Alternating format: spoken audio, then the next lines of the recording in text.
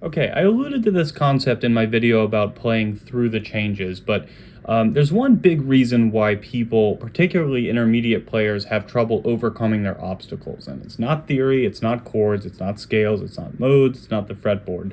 The truth is that you don't really know what the thing sounds like, whatever you're trying to do, the thing.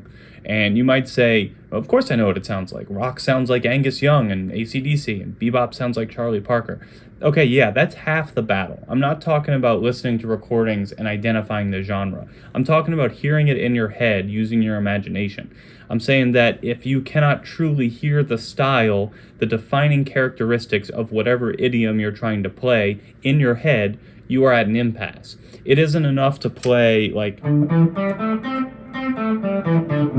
and think, well, that doesn't really sound like blues, and then you listen to Stevie Ray Vaughan and say, yeah, that's blues. If you want to play in a style, you have to hear that style in your head. You will not improvise killing bebop until you can hear it will not happen. You will not improvise great rock music until you hear like